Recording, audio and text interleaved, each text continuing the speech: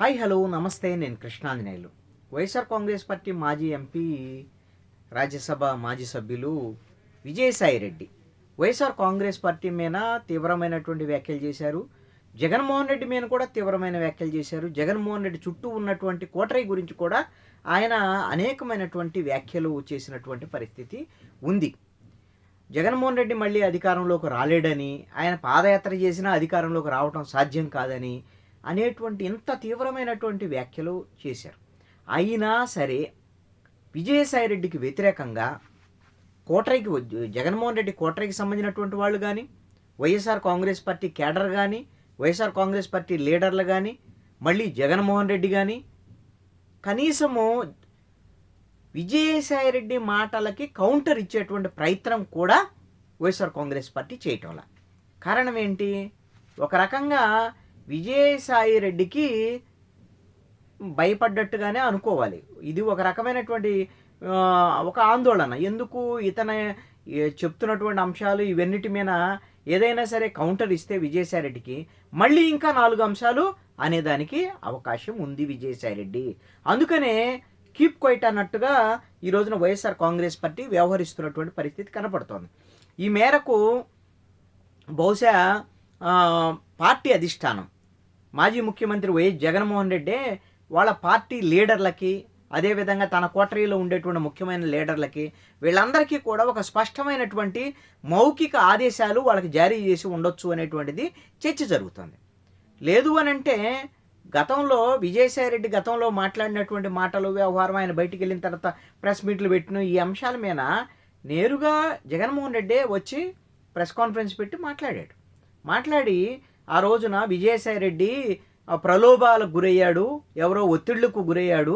ఆ ప్రలోభాలు మీన్స్ అంటే ఇంకొక ఆర్థిక పరమైనటువంటి విషయాలు, లేకపోతే కేసులకు భయపడ్డాడో, ఇలాంటి అంశాలన్నింటినీ కూడా నేరుగా జగన్మోహన్ రెడ్డి మాట్లాడాడు.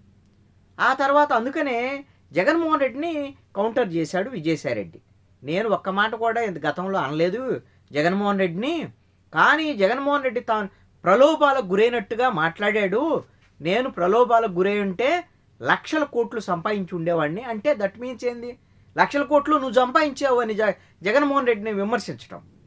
ఆ విధంగా జగన్మోహన్ రెడ్డిని టార్గెట్ చేశాడు. జగన్మోహన్ రెడ్డి 2 రోజుల క్రితమే నేను పాదయాత్ర చేస్తాను, ఇక సంవత్సరంన్నరంతా ప్రజల్లోనే ఉంటాను, నిరంతరంగా నేను ప్రజల సమస్యలు తెలుసుకుంటానని గొప్పగా ప్రకటించాడు. మనం అధికారంలోకి వస్తున్నాం అని గొప్పగా ప్రకటిస్తే విజయసాయి రెడ్డి వచ్చేసి మొత్తం గాలి తీసి వదిలిపెట్టాడు. నువ్వు పాదయాత్ర చేసినా అధికారంలోకి రాలేవు, వీళ్ళు కూటమి పార్టీలు 3 పార్టీలు కానీ కలిసి ఉంటే వైఎస్ఆర్ కాంగ్రెస్ పార్టీ అధికారంలోకి రావటం కల్లా. 2029లో కూడా అధికారంలోకి రాలేదు, వైసీపీ అధికారంలోకి రావటం అసాధ్యమైన పని అని కుండబద్దలు కొట్టినట్టు చెప్పాడు విజయసాయి రెడ్డి. నిజంగా ఇది వైఎస్ఆర్ కాంగ్రెస్ పార్టీకి గొడ్డల పెట్టు లాంటి అంశం. ఎందుకంటే వైసీపీ నుంచి బయటకు వచ్చి, అదేవిధంగా జగన్మోహన్ రెడ్డికి అత్యంత సన్నిహితుడుగా ఉన్నటువంటి విజయసాయి రెడ్డి ఈ విధంగా మాట్లాడితే వైసీపీ శ్రేణుల్లో కూడా కొంత ఆందోళన, ఆవేదన, అరే మనం అధికారంలోకి రాలేము అనేటువంటి ఒక భయము, ఇవన్నీ కూడా కలిగేయడానికి అవకాశం ఉంటుంది.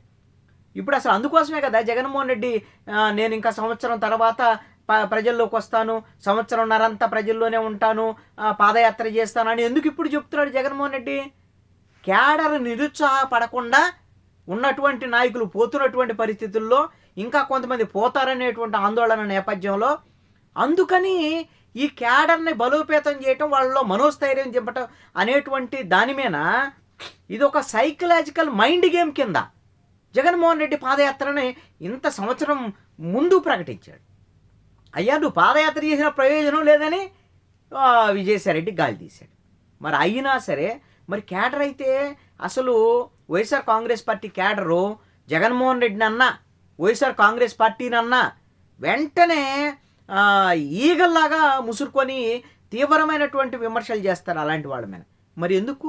వాళ్ళ క్యాడర్ కూడా, వాళ్ళ సోషల్ మీడియా కూడా విజయసాయి రెడ్డి మీద పల్లెత్తి మాట అంటానికి ఈ రోజున భయపడేటువంటి పరిస్థితి ఉంది. ఎందుకయ్యా అంటే పార్టీ హైకమాండ్ ఆ విధమైనటువంటి డైరెక్షన్ ఇచ్చినట్టుగా కనపడుతున్నటువంటి పరిస్థితి ఉంది. అదేవిధంగా వాళ్ళ ఎవరైతే కోటరీ ఉందో ఆ కోటరీకి సంబంధించినటువంటి అంశాల మీద అనేకమైన అంశాలు మాట్లాడాడు విజయసాయి రెడ్డి. సజ్జల రామకృష్ణారెడ్డి గురించి కానీ, లేకపోతే వైవి సుబ్బారెడ్డి, పెద్దిరెడ్డి రామచంద్రారెడ్డి, మిథున్ రెడ్డి వీళ్ళందరి గురించి వాళ్ళే కదా కోటరీ అంటే. ఆ కోటరీ మొత్తం అమ్ముడు పోయారు.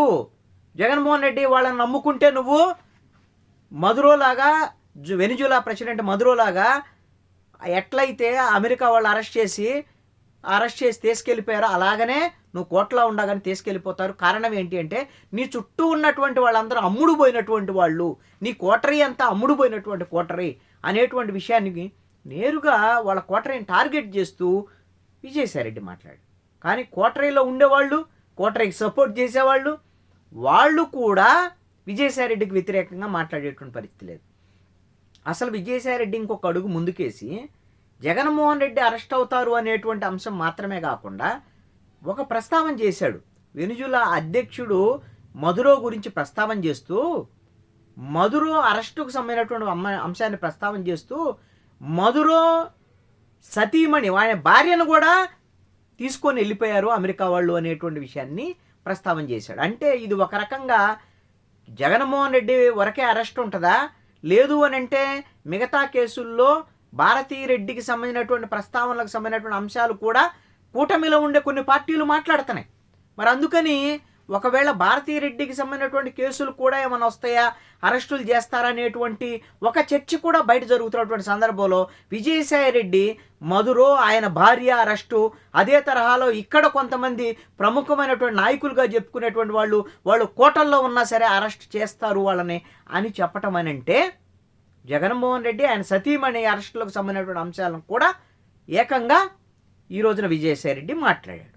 అయినా సరే ఎవ్వరూ కిక్కురుమనేటువంటి పరిస్థితి లేదు. కారణం ఏంటి అని అంటే ఇదే, విజయసాయిరెడ్డి నోట్లో నోరేస్తే ఇంకా చాలా విషయాలు విజయసాయిరెడ్డి దగ్గర ఉండుంటాయి, అనేకమైన రహస్యాలు ఉండుంటాయి కదా. ఇద్దరు కలిసే ఎన్నాళ్ళు ప్రయాణం చేశారు. జగన్మోహన్ రెడ్డి రాజకీయాల్లోకి రాకముందే వైఎస్ రాజశేఖర రెడ్డి దగ్గర నుంచి వాళ్ళ కుటుంబానికి, వైఎస్ కుటుంబం దగ్గర నుంచి చార్టెడ్ అకౌంటెంట్గా, సిఏగా విజయసాయిరెడ్డి ఉన్నారు. అది వ్యాపారాలకు సంబంధించినటువంటి అంశం, అది ప్రొఫెషనల్ సీక్రెట్ కాబట్టి వ్యాపారాలకు సంబంధించినటువంటి అంశాలు చెప్పరు. కానీ రాజకీయాల్లోకి వచ్చిన తర్వాత మొత్తము ఈ రాజకీయాల్లో ఏమేం చేశారు, వ్యవహారం ఇవన్నీ. అందుకని నేను అక్రమాలు చేసి ఉంటే, నేను ఈ విధంగా ప్రలోభాలకు గురింటే 1,00,000 కోట్లు సంపాదించేవాడిని అని మాట్లాడితే ఆయన మీద జగన్మోహన్ రెడ్డి ఏదైతే ఆరోపణలు ఉన్నాయో జగన్మోహన్ రెడ్డి మీద 1,00,000 కోట్లు తిన్నాడని రాజకీయ ప్రత్యర్థులు విమర్శలు చేస్తున్నారో అదే విమర్శను ఈ రోజున విజయసాయిరెడ్డి కూడా చేసినట్టు. అయినా మరి వాళ్ళు మాట్లాడలేనటువంటి పరిస్థితి. ఎందుకంటే ఇలాంటి ఇంకా 4 అంటాడు. అందుకనే మీకు విజయసాయిరెడ్డి ఆంధ్రప్రదేశ్ సంబంధించినటువంటి లిక్కర్ స్కామ్లో సిట్టు విచారణకు వచ్చి మాట్లాడిన తర్వాత మిథున్ రెడ్డి వచ్చి విజయసాయిరెడ్డి మీద మాట్లాడాడు. ఆ తర్వాత మిథున్ రెడ్డి పాత్ర ఏంది, అదేవిధంగా మిథున్ రెడ్డి యొక్క కుటుంబం వాళ్ళ వ్యవహారం ఏంది, రాజకీయాలకు సంబంధించి ఏ విధంగా దోచుకున్నారు, ఆ లిక్కర్ స్కామ్లో వాళ్ళ పాత్ర ఏంది, కసిరెడ్డి రాజశేఖర రెడ్డి పాత్ర ఏంది, వీళ్ళందరి మొత్తం బట్టలిప్పదీసి బయట పెట్టాడు విజయసాయిరెడ్డి. మొత్తం సిట్టుకి సమాచారం ఇచ్చిందంతా విజయసాయిరెడ్డి. మరి అందుకనే ఇప్పుడు విజయసాయిరెడ్డిని కదిలించుకోవాలి అని అంటే తేనె తుట్టిన కదిలించినట్టు అనేటువంటి విధంగా ఒక రకమైనటువంటి భయాందోళన అనేటువంటిది వైఎస్ఆర్ కాంగ్రెస్ పార్టీలోనూ, వైఎస్ఆర్ కాంగ్రెస్ పార్టీ నాయకుల్లోనూ కనపడుతున్నటువంటి అంశం. అందుకనే విజయసాయిరెడ్డికి వ్యతిరేకంగా ఎవ్వరూ నోరు విప్పట్లేదు, అందరూ పిన్ డ్రాప్ సైలెంట్ అన్నట్టుగా ఈ రోజున ఉన్నారు విజయసాయిరెడ్డి కామెంట్ల మీద.